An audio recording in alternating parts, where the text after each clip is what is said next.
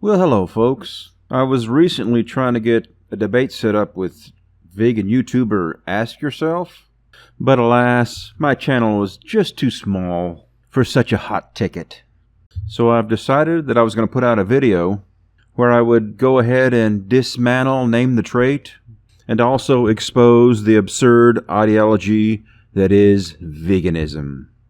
As Isaac has been hitting the YouTube debate circuit, debating veganism, he has a tried and true argument that he trots out again and again and again. Now, the basis to his argument in a nutshell is, if you wouldn't do it to a human, you shouldn't do it to an animal. Veganism will follow logically from that position because you cannot differentiate animals from humans in a way that, if true of humans, would justify depriving us of our basic rights. If you want to be treated morally, then what is the distinction between you and this fucking animal, which, if true of you, would justify treating you like this? There is not one, okay? Oh, the animal has spots. If you had spots, would it be okay to stab you to death? Oh, the animal's less intelligent, okay? If you were less intelligent, is it okay to stab you to death? Oh, the animal doesn't have a future concept. Oh, yeah? So if you didn't have a future concept, it would be okay to stab you to death? I mean, if those things don't justify killing us from someone who's equivalently higher in cognition than humans, then why would it work when you're applying it to cows? So diets that require, for example, murdering humans for food, diets that require farming animals for food, these are unethical because they require violating the right to life of others in a way that we would not accept if proposed for ourselves. So pig valve, though, is pretty straightforward. You wouldn't kill a human to harvest their heart valve to save yourself, so why would you support doing that to an animal? That's inconsistent. Yeah, that is inconsistent. If you support stealing the heart valves of pigs, you're fucked. That's obviously not ethical. Now, if you do support that, you should support doing the same thing to humans who have the sentience level of a pig. As for the pig valve, again, I wouldn't accept killing a human for the pig valve. I also wouldn't accept killing a pig for the pig valve. It's pretty straightforward, and he's been using the argument ad nauseum.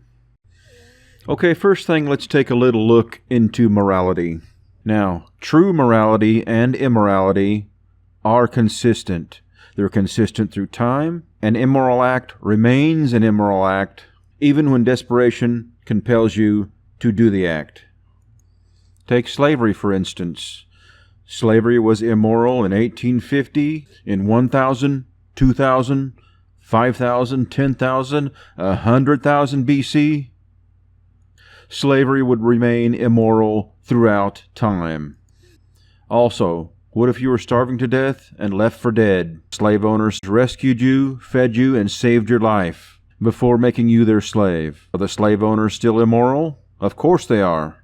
What if the slave owners treated you very well and life on the outside would be very harsh? Would that be immoral? Yes, it would still be immoral. Take a man in London in 1850. He lost his job when his boss suddenly died. He's penniless and his children are hungry. They're desperately hungry, and the youngest is starting to get sick from being malnourished. So what does the man do? He goes and steals a loaf of bread so that his children could eat. Now, some would say the right answer is, the act is not immoral. His children were starving. But that's the wrong answer, folks. The right answer is, I was so desperate to feed my children that I did an immoral act. I stole a loaf of bread. What about the man who bakes the bread? He worked hard to make the bread and used what little money he had to buy the ingredients. And if everyone keeps stealing his bread, he won't have any more money to buy ingredients, to buy more bread, and he'll be in the same boat as the other man. An immoral act, even when you're desperate, is still an immoral act. Okay, folks, now we're going to delve into the name the trait argument a little more. We're going to use this argument and all of the other similar arguments that Isaac makes, and we are going to work toward that logical conclusion based on those arguments to find out if anybody can kill an animal for food. Now, the name the trait argument, it is a little bit long and convoluted. If you'd like, pause the video and read it a little bit. But here's the shorter, easy to understand version, and that is, humans have moral value. You can't kill humans for lacking certain traits. Animals have moral value. You can't kill animals for lacking those same traits. So his logic seems pretty straightforward, folks. Before you kill and eat an animal for food, just imagine it's a human that you're killing for food, in order to see if it's unethical or not. I don't see how that's unethical, of course. I mean, we have to have some kind of ethical code for how we operate. The logical extension of that same ethical code that's causing you to say it's wrong to steal a human's heart valve would be it's wrong to steal a pig's heart valve, unless you can differentiate the two ethically in a way that would justify stealing the heart valve of either. First category of hypothetical flesh-eater diets that cause less death than veganism are those which require violations of fundamental rights. So diets that require, for example, murdering humans for food, diets that require farming animals for food, these are unethical because they require violating the right to life of others in a way that we would not accept if proposed for ourselves. Now, when Isaac makes his arguments, he's usually talking about, say, somebody in Seattle, Washington eating a hamburger at a restaurant. His claim is there is adequate non-animal products to consume, so eating a hamburger is causing the unnecessary suffering and death of animals. But what about poor indigenous populations in remote parts of the world? These people are usually heavily reliant on animal products for their diets, and many have little or no options. Andy Worski brings up that topic during his debate. So let's listen in and see how Isaac responds to this problem. Nothing about this is natural. Replace me with the farmer in Nunavut who needs to kill Well, whale there's meat. no farmers in Nunavut. Yeah. They're hunters. The hunter in Nunavut, or replace me with the same. Yeah, same well, the thing is, you're not. That's with the person. yeah, who that's a needs to necessity. survive to do that. It's Yeah, not a but necessity. you're not that person. We would No, both. I'm not. Okay, well, I'm not, and I'll give you that. I am not, and I fully admit to that. I am not that person. So, for this situation, yeah, I agree with you. I'm not. I am fully surrendering at this point to say yes. I eat meat, and that's the part where you're going to get me on. I already acknowledged. Maybe I didn't acknowledge at the beginning of the show, but that's the point I acknowledge, and Andy got me on that. Yeah, this is what I do. I support that industry. Now, in terms of the other farmer, would you agree that they have to do out of necessity? I think you guys have already said that, but correct me if I'm wrong. Well, on the specific situation, I mean, I would have to know the exact context, but there are areas where it's necessary. Yeah, and Okay, Andy yes. just got me on an inconsistency here. So what's you gonna say? Okay, so you just used the word context. Yeah. He gave you an example, Yeah. right? And Yeah. you're saying, well, that's different.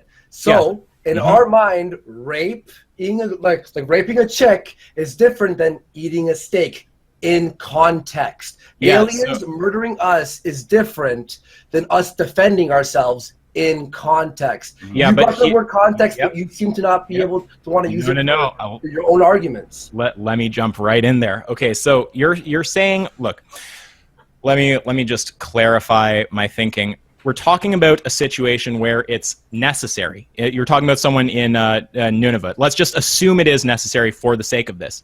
If it were necessary for me, then I would think it's justified for me. So it's not inconsistent. Whoa, wait a minute. What, Isaac?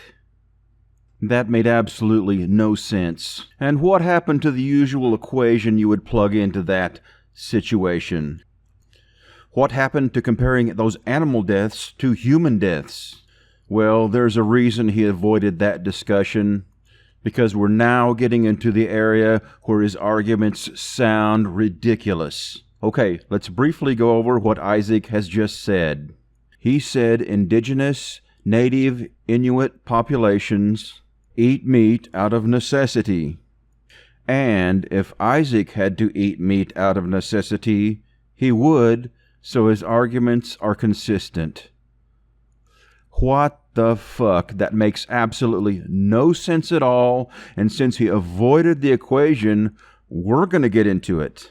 We're going to get into his usual tried and true argument that he avoided for obvious reasons. So the question is, if native Inuit populations were heavily reliant on hunting and killing humans, would that be okay?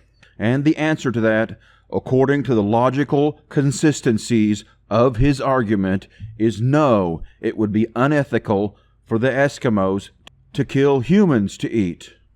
So, if it's unethical for Eskimos to kill humans to eat, then it's unethical for Eskimos to kill animals to eat, and that is fucking patently ridiculous. So let's sum up and spell out the ridiculousness of this retarded logic for everyone to see. So, according to Ask Yourself's arguments, native indigenous Inuit populations who hunt seals to provide food for their families, the way they've been doing for centuries, the only way they know how, the only way they can feed their families in their native homelands, these seal hunts are ethically wrong. And I guess we need to round these people up, end their way of life, and get them moved into an apartment in Anchorage, Alaska, where they can get some tofu. And as you can see, this is where Ask Yourself's retarded arguments completely fall apart. And his flawed, retarded arguments also fall apart when dealing with other indigenous people around the world. What about poor villagers living on the Amazon River, heavily reliant on fish to get food into their families' bellies? Hey, little girl, it wouldn't be okay if you were frying up little human babies, so it's ethically wrong for you to fry up those little fish. Shame on you. Indigenous tribes living in rainforests, shame on you. And remember, like we discussed earlier, folks, ethics and morality stay consistent through time and through desperate situations. So this means, according to vegan logic, that all animals killed throughout history, throughout time, were unethical. And to see that, all you have to do is look at this simple fact. And that fact is, killing and eating another human being is unethical, even if you're desperately hungry. So, if eating a human is unethical, even if you're desperately hungry, then eating an animal is unethical when you're desperately hungry. This is the absurdity, the absolute ridiculousness of their argument. It comes to light in these types of situations, and that's why Ask Yourself purposely avoided that during his conversation with Andy Worski. And folks, to cement this whole idea home, to look at the true ridiculousness of it, you only have to look to his argument for harvesting a pig valve for crucial life-saving surgery. If you cannot harvest a pig's valve for crucial life-saving surgery to save a child's life, then following logical consistency, if you cannot kill a pig to harvest its valve for a life-saving surgery, then you certainly cannot kill an animal at any point in time in history just to fill your belly. Pig valve, though, is pretty straightforward. You wouldn't kill a human to harvest their heart valve to save yourself, so why would you support doing that to an animal? That's inconsistent. Yeah, that is inconsistent. If you support stealing the heart valves of pigs, you're fucked. That's obviously not ethical. Okay, so I'm not really sure why Isaac spends so much time on the heart valve in this video. The heart valve was present in my original argument, but it was nowhere to be found in my follow-up video, and I believe No Bullshit didn't mention it once during the entire debate.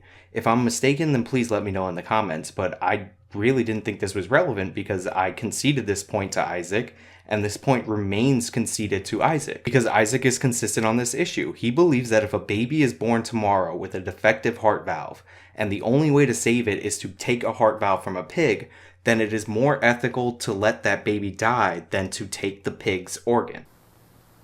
It is Moses's job to feed the dogs. Food is scarce, and they fight over every piece. There are lessons to be learned, too.